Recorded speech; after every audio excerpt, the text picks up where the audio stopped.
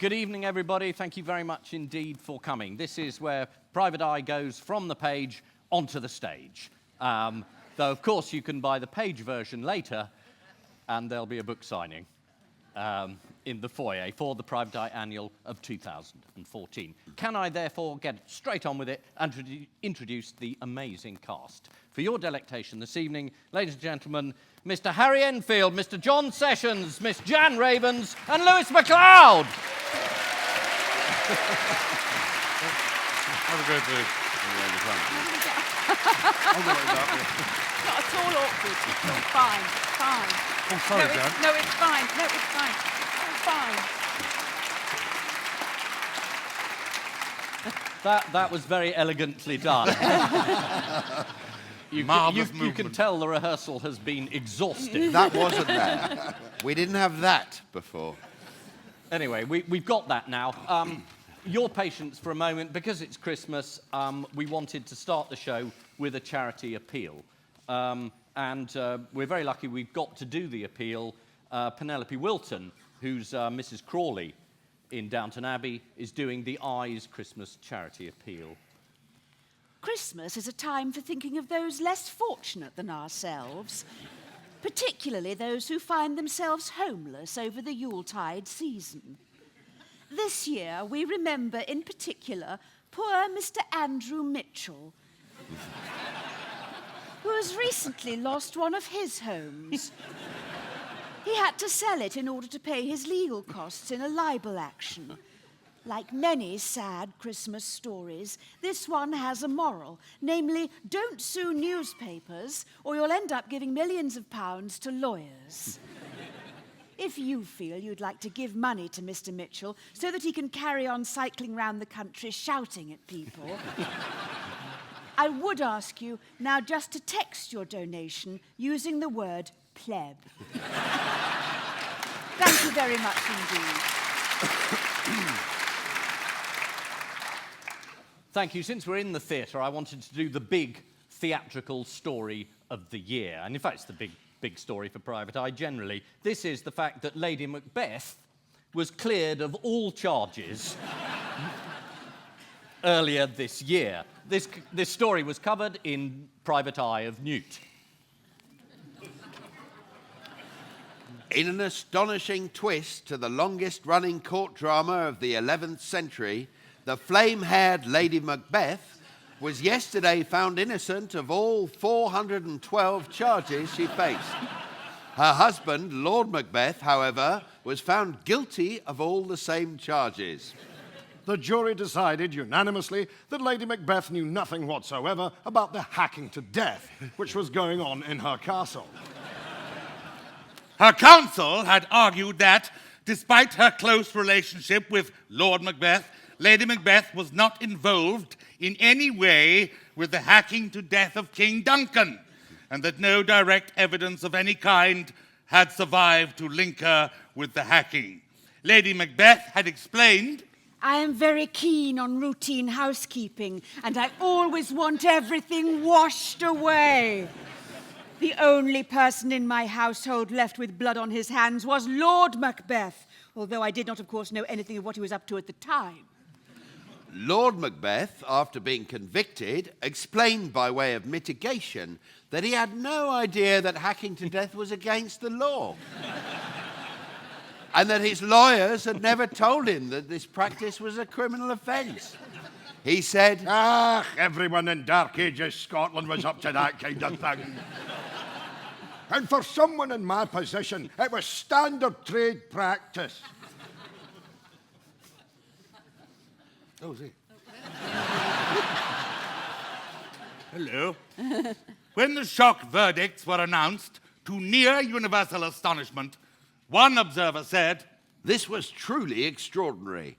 I would have thought we were more likely to see Burnham Wood moving to Dunsinane than Lady Macbeth walking free. Said another, in my view, the whole thing was a load of hubble-bubble, toil and trouble. It was nothing more than a witch trial. Thank you, Lady Macbeth.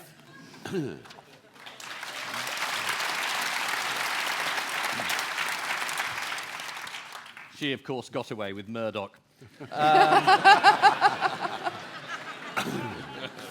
enough of making things up. It's time for our amazing Dumb Britain. Now, these are real answers to real questions in real quiz shows, compiled by the extraordinary Marcus Berkman, who I hope is here. These are all genuine, and you have to remember that. For this first round, they all come from a programme called The Chase, compared by Bradley Walsh, who we're very fortunate to have here tonight. So, we take it away with Dumb Britain. These are real. Which British Prime Minister had the middle name Hilda? John Prescott?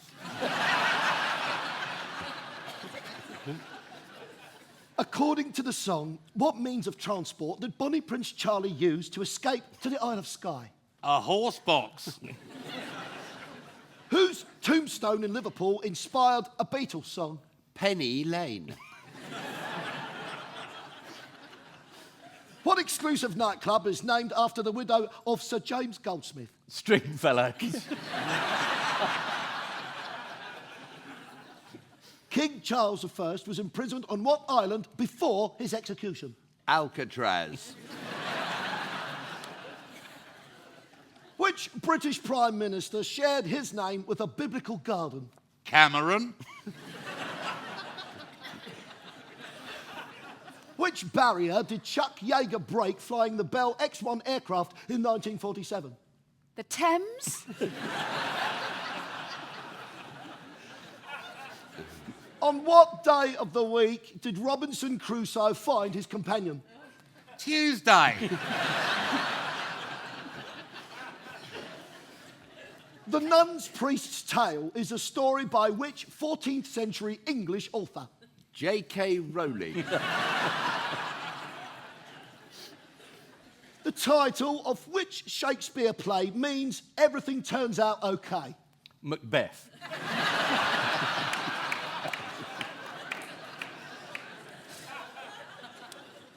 What fish are traditionally given as prizes at fairgrounds? Herring. I think that's quite enough of Dumb Britain.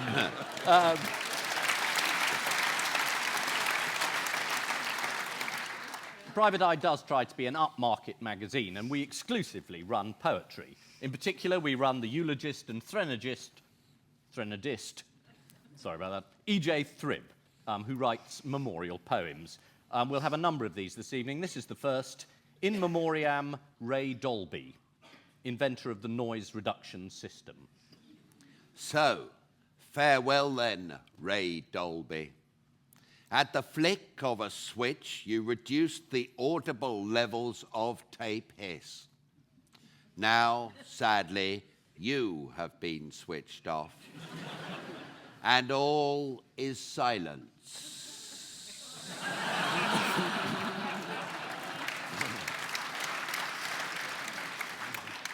Not only do we encourage poetry, we really try and encourage other literary forms, such as the diary. We're very lucky that the former Prime Minister, Sir John Major, allows us to print extracts from his diary. This is a recent entry. Monday. I was not inconsiderably surprised to turn on the television whilst eating my new favourite cereal, Farage's Fruit Loops, to find a familiar figure on the screen dressed up in jungle gear and standing near a spider. "What are you watching?" asked my wife, Norman. "And what's that poisonous creature doing?" "I have no idea," I said. "It's Edwina Curry," she replied. "Oh, is it? I had no idea. But it is, in my judgment, of no interest," I said. "Then why are your glasses all steamed up?" she asked, unhelpfully. "You're not in the jungle. Why are you all hot and bothered?" At this point, I suggested that we should stop this argument, as I was busy writing a not altogether unimportant speech about immigration and European border controls. "Allow me to help," she said. "I can think of at least one person who shouldn't be allowed back into the country and whose freedom of movement should be restricted to a tank full of scorpions in the Australian bush forever." "And who is that?" I inquired innocently. But instead of answering, she accidentally tipped the bowl of soggy cereal all over my head, which did at least remove the steam from my spectacles. Oh, yes. John Major. Poetry, diaries, and of course the romantic novel. Private Eye has its own resident romantic novelist, Dame Sylvie Crinn, a distinguished author who tends to focus on problems in love. This is an extract from her new novel, which is called Never Too Old. Octogenarian media tycoon Rupert Murdoch sat alone in his penthouse suite on the 94th floor of the 20th century Foxy Noxy building. Once expensively decorated by fashionable interior designer Kelly Hopless, but now an empty shell, the furniture long gone, even the light bulbs taken. He was reading a note his beautiful ex-wife Wendy had written to herself. I love Tony. He has a really good body and great legs and butt. Oh, jeez. Exclaimed the world's most powerful communications technology capitalist. What's wrong with my butt? I may be 89, but I've got the butt of an 85-year-old. Wendy's treacherous words stabbed him through the heart. Tony Blair is so charming. Rupert exploded in anger. I'll give him charm. Everyone knows I'm the most charming bloke this side of Goolagong Gulch. I've got charm in shitloads. I can sweep a Sheila off her feet just by opening my wallet. His tired eyes returned to the sheet of paper. I miss Tony's rubbery smile and his gleaming teeth. It was too much. Rupert screwed the note into a ball. I've got bloody good teeth. Look at them there in the jar. They're as good as the day I bought them. The very next day, a furious Rupert was in the oak-panelled offices of his New York lawyers, Shyster and Crook, facing senior partner Morty Shyster.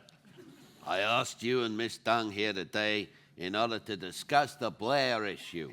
There was a crashing sound as the figure of Wendy, the crouching tigress, smashed through the wall and presented herself in front of the boardroom table. The door was open, Miss Dung. You didn't have to destroy the office. Shyster remonstrated, but Wendy laughed. Ha ha! Looper can pay. Old man pay for everything now. You bloody fortune cookie hunter. You dirty digger's gull digger. Rupert growled. He felt like a wounded wallaby at the end of the hunt when the dingoes are gnawing at the nuts. You betrayed me with that bastard Blair. How you know, old man? You hacked my phone. Rupert seethed. He'd had enough, and the veins on top of his ancient head throbbed with fury. Not one more word. You keep this up, you hoisen harpy. I'll have a bloody coronary. There was a pause as Wendy smiled, and then slowly took out her iTone and speed-dialed. Hello, Tony, it's me. As she put Mr. Blair on speakerphone, Rupert could clearly hear the oleaginous tones of the former Prime Minister of the United Kingdom. Oh, I say, hello, dang dog. Is that you, Bendy Wendy? You're a very naughty girl. A howl of rage could be heard all across Long Island, from sex on Fifth Avenue to the Nanfucket Sound. Ladies and gentlemen, the cast.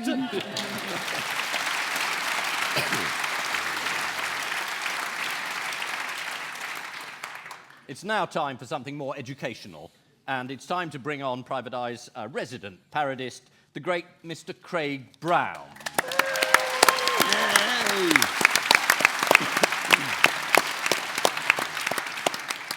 Mr. Brown will start by channeling the right-wing pundit and pedant, Mr. Simon Heffer, who offers style guides in correct English to the newspapers. This is Mr. Heffer's A to Z to correct English. A is for access. Access is a noun, not a verb. Can I access your website is thus doubly wrong, since there is no such thing as a website. A web is the gossamer structure produced by a spider. A site is the location used for a town or building. So were it to exist at all, which it does not, a website would refer only to that location chosen by a spider within which to weave its sticky gossamer structure. By this I do not mean that the proposed gossamer structure is to be composed of sticks. I'm employing the adjective sticky in its primary sense of tending or intended to stick or adhere. A is also for Andes. Andes is the range of mountains which forms the western fringe of South America. Today I am climbing the Andes. My lady wife has kindly agreed to carry the hamper. Andes must on no account be confused with and he's, which is the sloppy manner in which the poorly house-trained breed of American youth, invariably armed with a repeat-action shotgun and chewing on a hot dog, prefers to pronounce the three words, and he is. In the unfortunate circumstance of a visit to America, it is important to remember that over there a hot dog is a sausage-based comestible rather than a perspiring canine. Poor unfortunates in the later stages of Americanization might also be prone to terming a four-legged animal to which they may or may not be sexually attracted a hot dog, though this is to be avoided by civilized persons. And he's must never be confused with Andes, which means belonging to a gentleman called Andrew, whose perfectly acceptable Christian name has become hopelessly corrupted by vulgar and over-familiar colleagues. A notable victim of this linguistic slide is the egregious, romper-suited former stage and television personality, Mr. Andrew Pandy.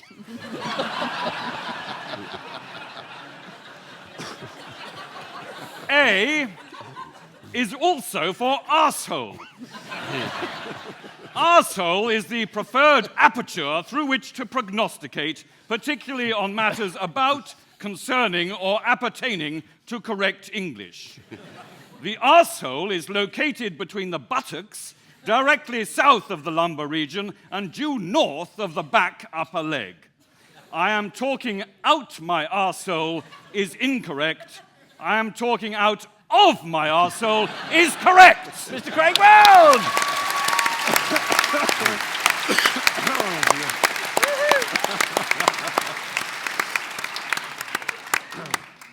More poetry from E.J. Thribb. In Memoriam, David Coleman, sports commentator and the inspiration for privatised column, Coleman Balls. So, farewell then, David Coleman. Yes, you were the man behind the balls.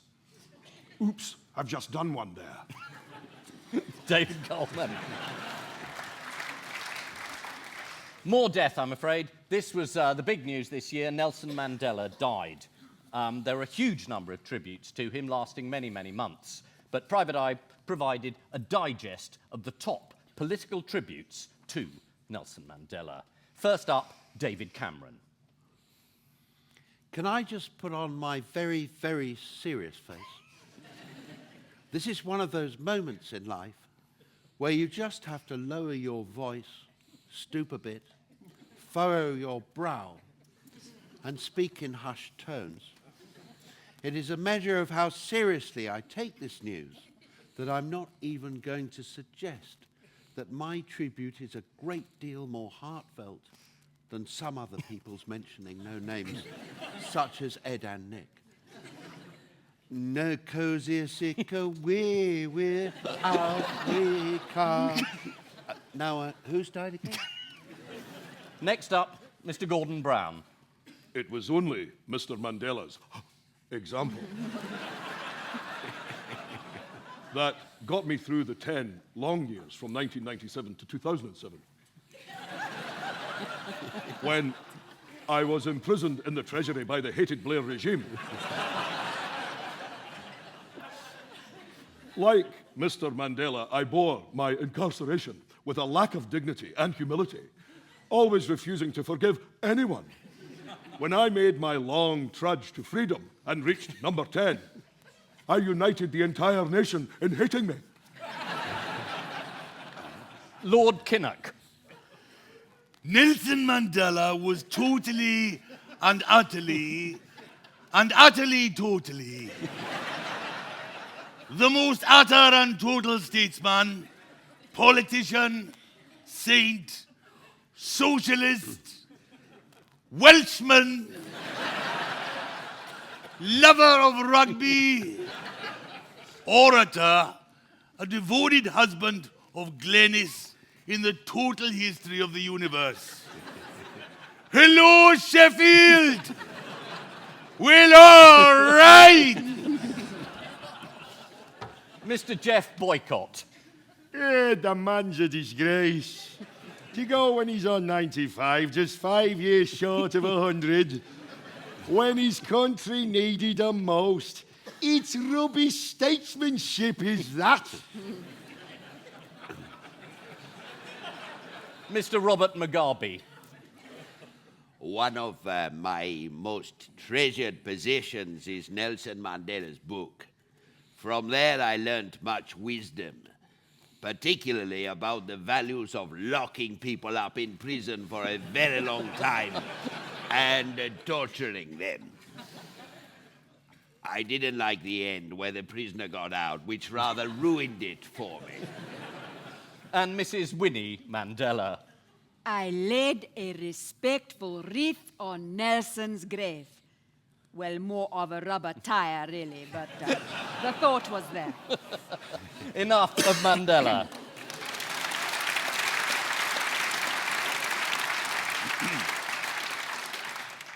We're obviously more concerned about the future and our future political leaders, which was great news this year. Boris Johnson told us he was no longer going to be the Mayor of London and he was going to stand in the constituency of wherever it is that will have me.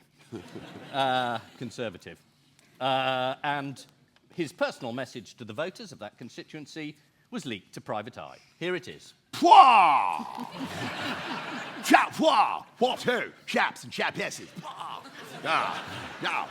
There's been a lot of tittle-tattle relating to yours truly, particularly about why old Bojo jumped ship from being London mayor, and grabbed this safe Tory seat of Oxbridge, or is it Uxbridge? Well, anyway, same difference. The idle scandalmongers are claiming that my cunning plan is to get elected just in time to save the Tory party when Dismal Dave comes a cropper. All I can say is that this is simply a pile of piffle, a truckload of Tommy rot, a gigabyte of garbage. I can assure you that from the bottom of my heart, that old Botter hasn't got the slightest intention of rocking the boat, let alone chucking the skipper overboard and taking the helm in order to steer the good ship Tory boy safely back into port. No, my only motivation is returning to life as a lowly member of Parliament is to serve you, my constituents in this glorious county of Middlesex. That is why I'm prepared to make this solemn promise to you, the voters of wherever it is I'm standing, which is, thank God, in the southeast of England, and best of all, a bicycle ride from Downing Street, that I will be only too happy to serve you as your Prime Minister. Yours in hope, Boris Churchill.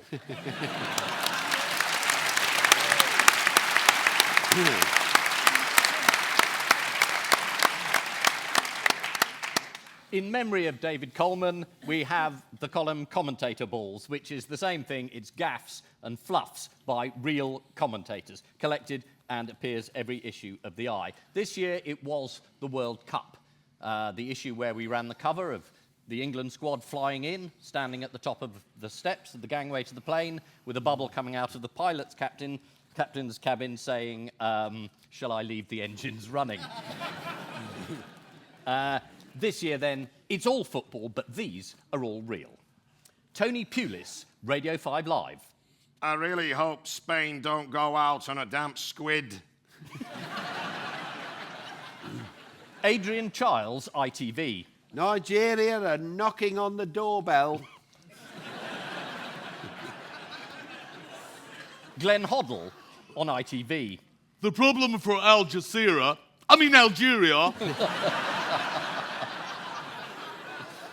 Ian Abrahams on TalkSport. Well, my Spanish begins and ends with paella and pizza.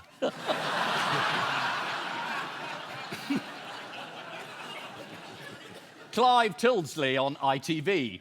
Many of the Iranian players show their Christian name on their shirts.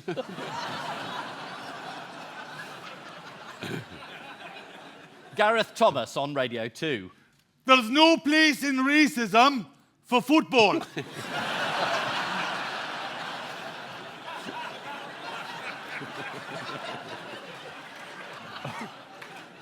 Adrian Childs again on ITV.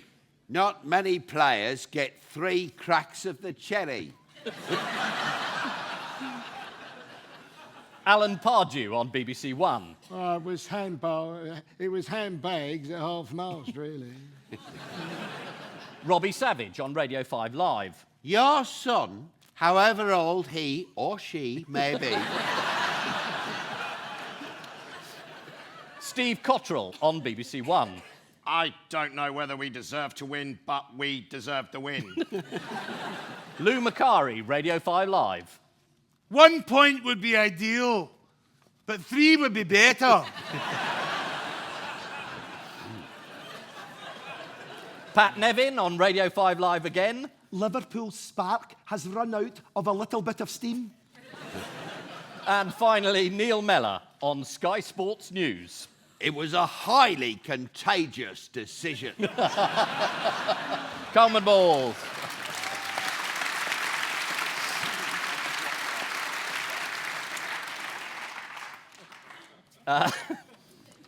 Now on to the international stage. Private Eye tries to encourage people to learn languages, and one we're particularly keen on is franglais, which is a very useful mix of French and English. This was part of a course in which the circumstances of the affair between the President of France, Monsieur Hollande, and Madame Rottweiler were turned into a little scene. I'd like you to imagine you're in a private hospital, a hospital dealing with high stress. In the bed is Madame Rottweiler, and the visitor coming in is none other than the President. Franglais, here it is. Ah, ma pauvre petite Rottweiler, j'ai écouté sur le grapevine que tu as les bleus. Qui êtes-vous dans le helmet? Ah, pardon, j'ai forgotten que je n'étais pas visiting ma fancy femme, l'actrice fruitée. Un moment, je removerai mon helmet. Voilà. Oh non, c'est le rat d'amour. Comment dares-tu? C'est President Rat d'amour à toi. Now, calm you down. J'ai brought toi une boîte de chocolat, un bouquet de fleurs, un bunch de grapes et aussi un magasin pour ton amusement. Oh, merci, mon amour. Les bleus sont disparus. Je suis cheered up. Tu me m'aimes après tout. Phew, j'ai got away avec it. Attends un moment. Qui est le fat homme stupide dans le helmet sur le cover de this édition de Closer? Zut alors, pas un bon choix de magazine, je pense. Oh, c'est une picture de toi leaving ton nest d'amour après le legover. Tu es un right bâtard avec ton morceau sur le side. Non, non, le seul legover, c'est le one I did to get sur le motorbike. Oh, très drôle. Viens ici, Monsieur Rollipol et Casanova. Je vais battre you avec le rolled-up magazine. Beef, baf, bov. Ow, ow, excusez-moi while je put mon helmet back on. Je thought que j'étais ton premier lady. More comme mon 50th, to be honest. Ladies and gentlemen, the cast.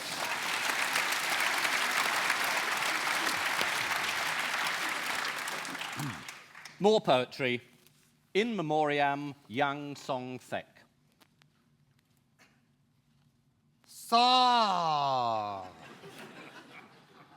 farewell then, Kim Jong-un's uncle. Now, he has got a shot of you. Literally. And it's the end of your career.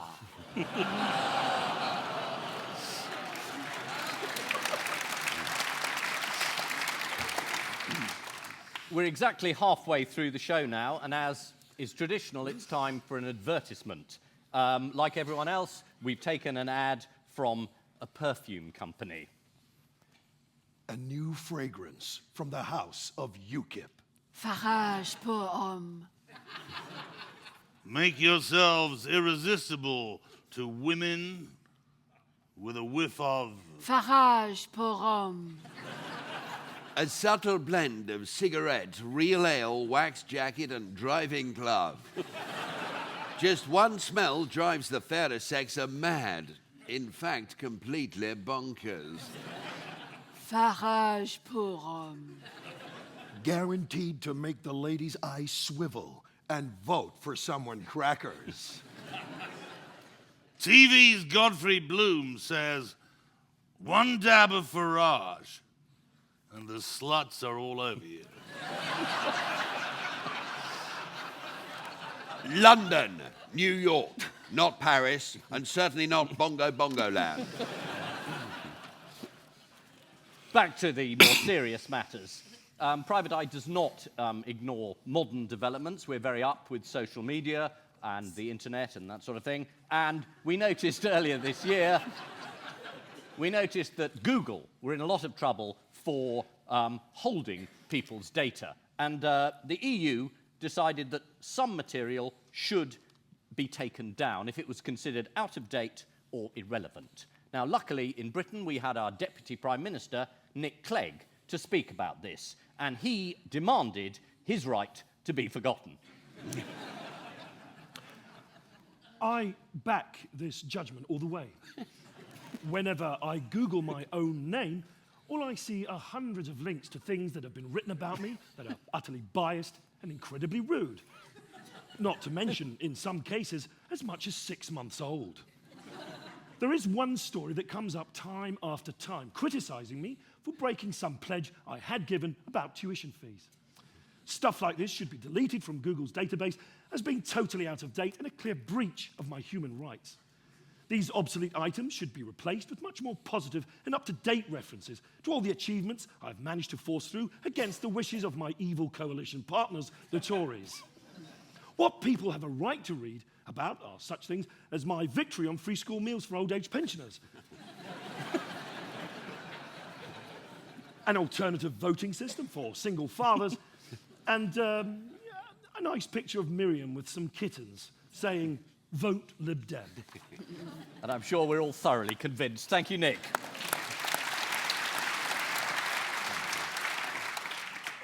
Apart from threats from the viral world, there have been real threats this year. The threat of Ebola. And Britain's press rose to the occasion. Private Eye ran a digest of the headlines of the newspapers when Ebola appeared to be about to come to this country. The Daily Telegraph led with, Free market will eventually defeat Ebola, claims new study. the Daily Mail. BBC responsible for Ebola outbreak and falling house prices. The Times. Enough indecision. It is surely time to bomb Ebola before it's too late. The Evening Standard. Top celebrities with better class of Ebola than you photographed an exclusive West End night spot. The Guardian. Ebola spread equally among population, unlike savage impact of Tory benefit cuts. The Daily Express. How will dying of Ebola affect your pension? The Sun. Drop dead gorgeous. Page 3 bowler stunners inside. BuzzFeed. What strain of Ebola have you got? Take our fun quiz while you can.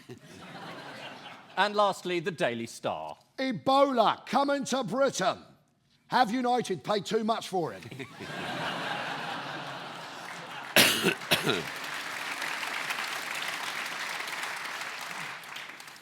The big political story of the year was, of course, the possible breakup of the United Kingdom.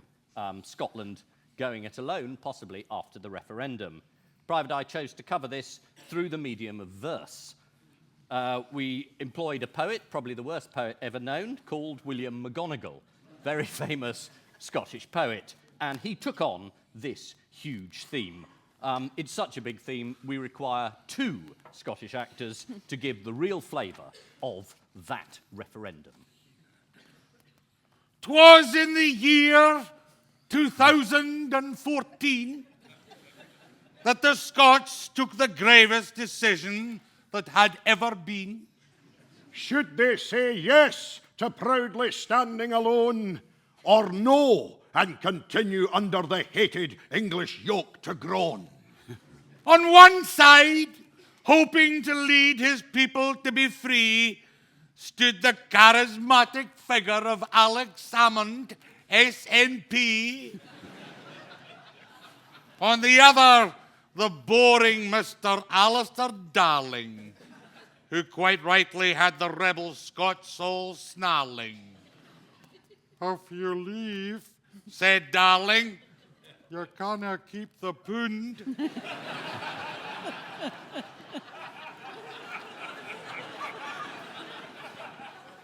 And Scotland's finances will no longer be soon.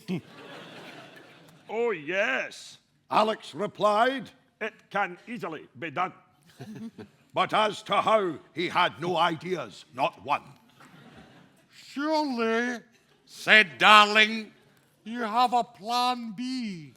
That's right, Alex told him. We'll all wait and see. Then Alistair retorted with a gleeful mien, what about the EU, the armed forces, and the Queen? Alex hit back. We'll have a better NHS. And the pendulum swung briefly to the camp voting yes. Then Alistair produced his most deadly point of all, which had the good folk of Scotland screaming up the wall. You realise this means the end of the BBC. And the English will send back here Kirsty Wark, Andrew Neil, and James Naughty. Confronted with this appalling vision, the electorate could only come to one decision. Out to the polling booths they all did go to record a unanimous vote of no!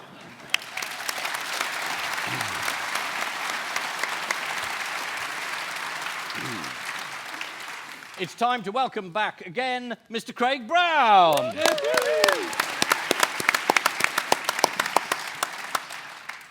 We all know that the world of Twitter is a very dangerous place, and you can make a fool of yourself there, even the brightest amongst us. Professor Richard Dawkins has a very interesting tweet thread, which luckily he feeds directly to Private Eye. Earlier this year, he was very exercised about the ice bucket challenge, which I'm sure you all remember. No. He was very big on Twitter, in the way that things are briefly. Here he is, exclusively to Private Eye, Richard Dawkins tweets. Tweet. Ice bucket challenge, a loathsome reminder of the sheer unabashed cruelty of religious belief. Tweet. Predictable tsunami of stupidity greets my condemnation of ice bucket challenge. Okay, pouring icy water over a human being might not be conventionally religious, but it is irrational enough to be logically considered as such. Tweet. No, I would be happy to subject an unborn fetus to the ice bucket challenge. But that is not the point. Tweet. Can't you listen? I did not say that every fetus should be subjected to the ice bucket challenge. On the other hand, it would probably teach it a valuable early lesson in religious barbarity. Tweet. R.I.P. Dickie Attenborough, a great admirer of mine. Tweet, do I detect the hand of Pope Francis behind the ice bucket challenge? He clearly knows that only by freezing our brains can he force humans into irrational beliefs.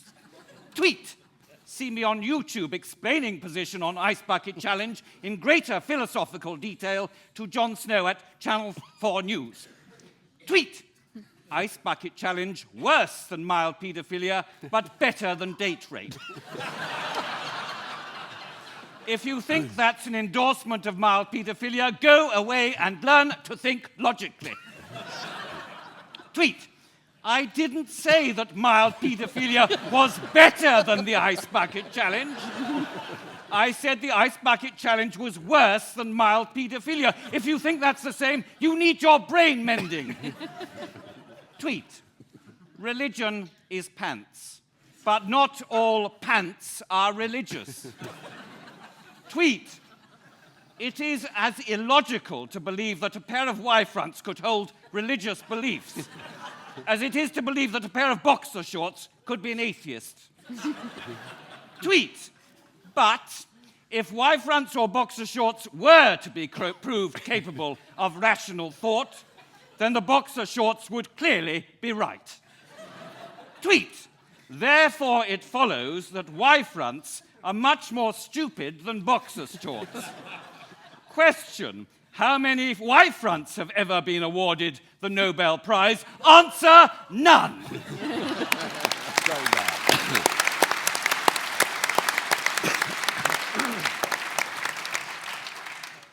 We do try and keep abreast of what's happening online, including the new words that have entered the language and have been included in this year's Oxford Dictionary online. These are a selection exclusive to Private Eye. YOLO, an acronym.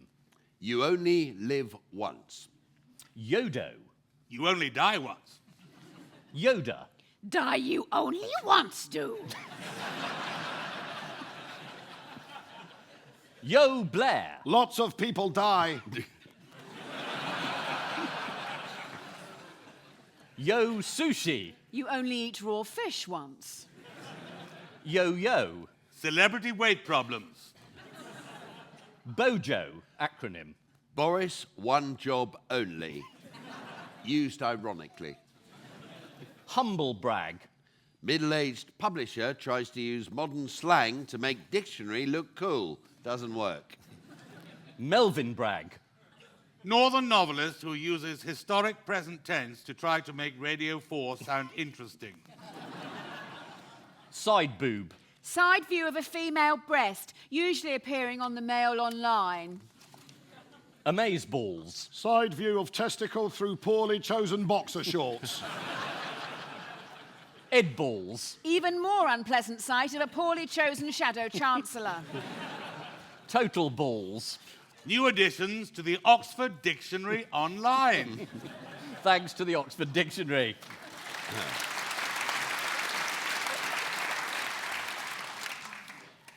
It's not only those highbrow adult readers we're interested in Private Eye. We try and cater to the children's market. Private Eye actually includes a magazine called Nursery Times, which covers the big events in nursery land. And there was no bigger event this year than the fact that Mr. Toad and his friends were actually driven out of the wild wood. I hand you over to the narrator, Beatrix Harry Potter. The controversial car-loving Mr. Toad once again found himself in hot water after a trip to the wild wood in his new car enraged the local weasels and stoats. Driving with his friends Ratty and Hamster, Mr. Toad's car was attacked after the woodland creatures took offence at his number plate FUWEA5EL5, which could be read FU Weasels. Mr. Toad was shocked. When I bought this number plate, I had no idea that it would be in any way inflammatory. It's just a pure coincidence. He lied. The Wildwood residents found another number plate in the car which read PI550FF5TOAT5, which could be read as Piss Off Stoats. The loudmouthed presenter of Toad Gear told assembled rodents, This is another amazing and totally unbelievable coincidence. There we were, innocently offending everyone. And then we found ourselves subjected to a brutal attack. His friend the hamster said, I'm getting used to this. I've almost died in a car with Mr. Toad once before. when asked whether he deliberately set out to upset everyone, Mr. Toad said, This is the biggest load of poop in the world. Late news. The final of the Great Nurseryland Bake Off ended in chaos today as one of the finalists' signature bakes jumped out of the oven and ran away shouting, Run, run as fast as you can. You can't catch me. I'm the gingerbread man. He was chased by Mel Pinky and Sue Perky, making innuendos about his ginger nuts.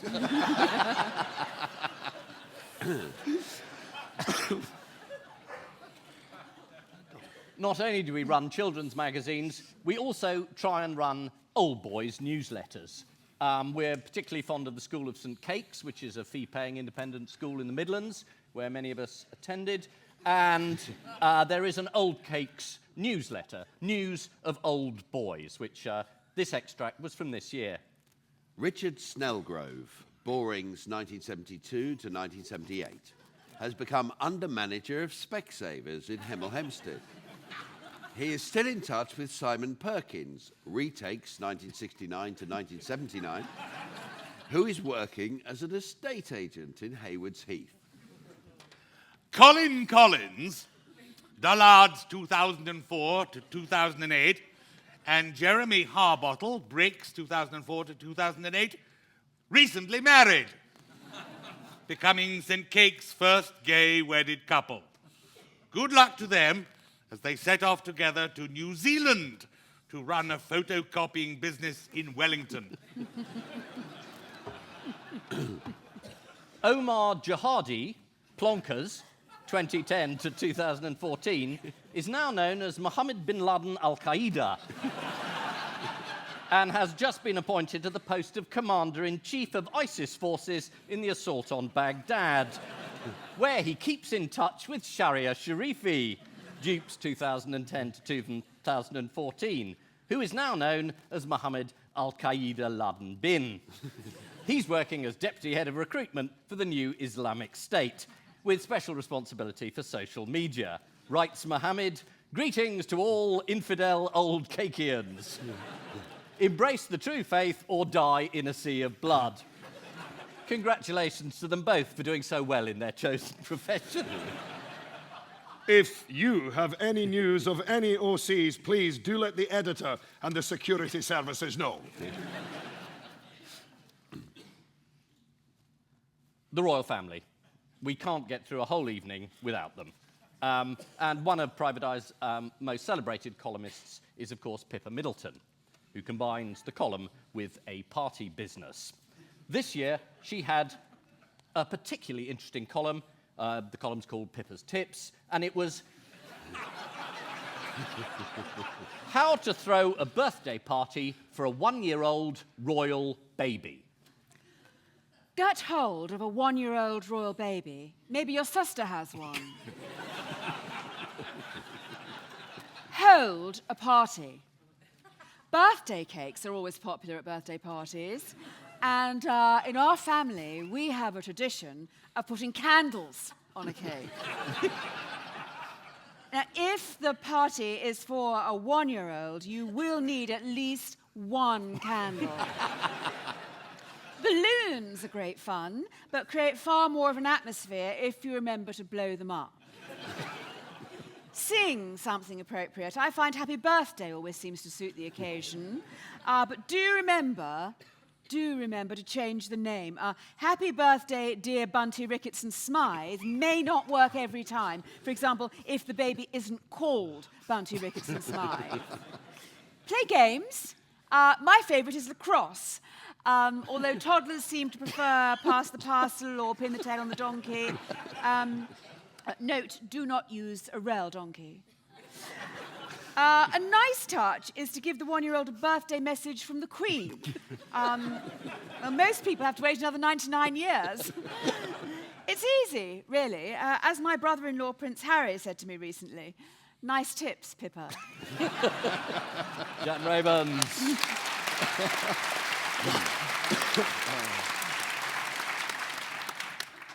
Time to play a quick round of Dumb Britain 2. Now, these are questions from shows fronted by Alexander Armstrong, Sandy Toksvig, Andy Peters, Nick Knowles, and Dale Winton. So if you try and imagine me as a combination of all of them. What was the English composer Elgar's first name? Wolfgang. Which GO wrote Animal Farm? George Osborne. Cardinal Wolsey officiated at Prince William's wedding. True or false? True. In the famous equation E equals mc squared, what does the letter E stand for? Einstein. What foodstuff is often grown in paddy fields? Potatoes?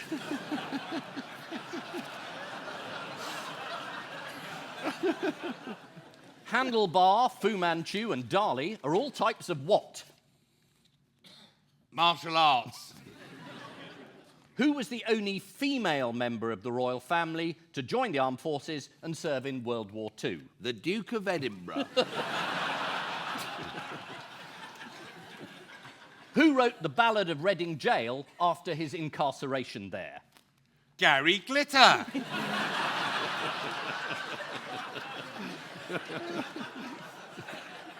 Which month of the year is named after Julius Caesar? August. Born in 1769, what was the name of the first Duke of Wellington? Napoleon Bonaparte. In which year did World War I end? 1979. Where does an arboreal animal live? In Arborea.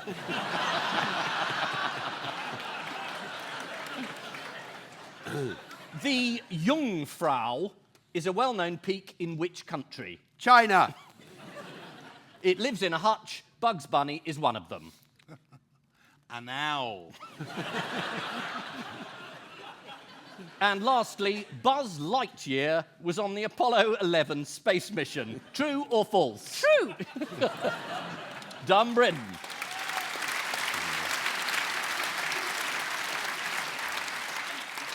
Time for a last bit of poetry. In Memoriam, Maria von Trapp, 99. The last survivor of the family immortalized in The Sound of Music. So long.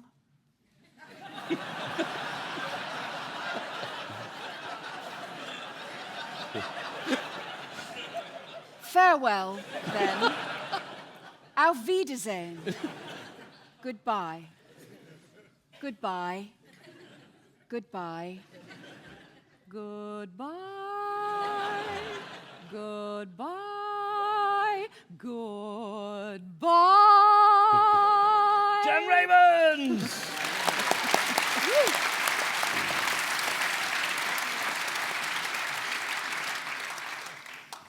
A quick Christmas special. Band-Aid produced a new version of their song, which proved very controversial. A lot of people thought it was patronising and wrong. And we, luckily, were allowed to reprint a special from The Guardian talking about which other Christmas songs were patronising and wrong. The research here was done by Holly Toynbee. Do they know it's Christmas? Yes, of course they do, since there are 500 million Christians in Africa. White Christmas. What's wrong with a black one? They have Christmas in Africa too, you know. Oh, little town of Bethlehem. Oh, no, it isn't. It's quite a big town, actually. And it doesn't lie still because it's occupied by the Israelis. Thank you very much. We three kings of Orient are. Are you? Well, where are the queens then? Stuck at home while you're out with your mates, following stars. Good King Wenceslas. No, he wasn't. What sort of a country consigns its old age peasants to spending the feast of Stephen collecting their own fuel? I wish it could be Christmas every day. Huh, thanks, wizard. What about Diwali and Eid and Hanukkah? No room for them on the calendar, apparently. Typical. Mistletoe and wine. Well, that's just an incitement to sexual harassment. I mean, you know, why not throw in Rohypnol while you're at it, Sir Cliff? And lastly, a wonderful Christmas time. No, it isn't, Sir Paul. The world's a very unhappy place. As you'd know if you listen to all the charity singles that are out at this time of year. Honestly. And Merry Christmas to you too.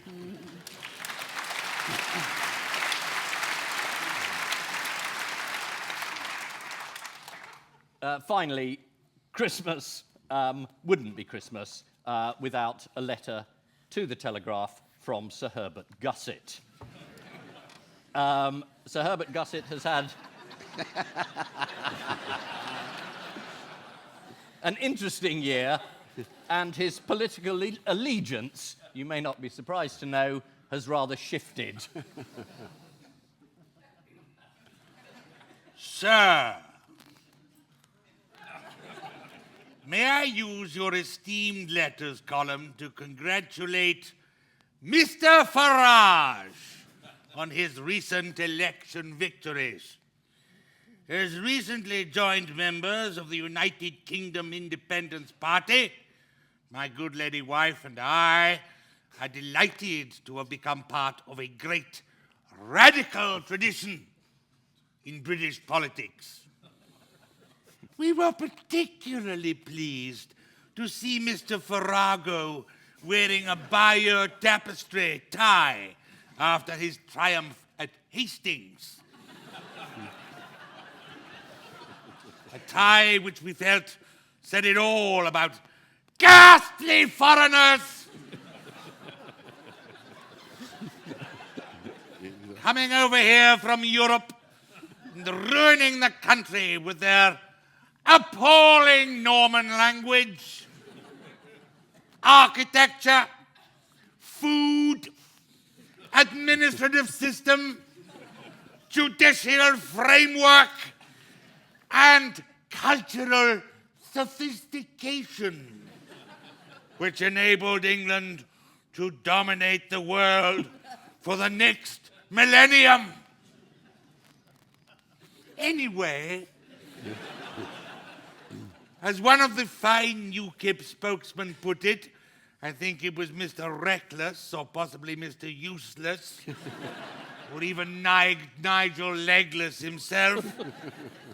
UKIP, like Lady Gusset and myself, is part of a long line of anti-establishment outsiders and rebels, which includes the Levellers, the Chartists, the Suffragettes, the Borrowers,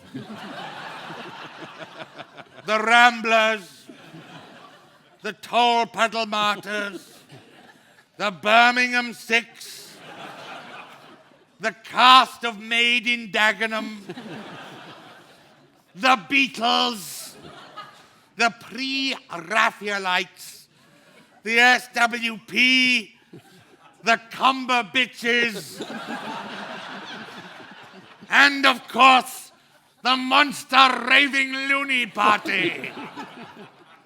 Yours, lying down in a darkened room, Sir Herbert Gusset!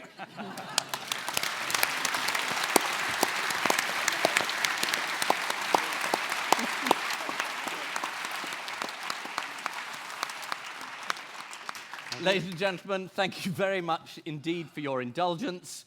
There will be a signing session in the foyer of the annual, which contains a lot of those pieces. But can I, after thanking you very much for your patience, thank this absolutely incredible cast. Ladies and gentlemen, the cast!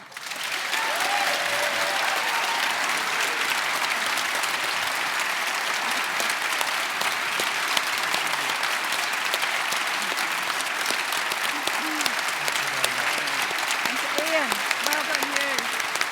Thank you.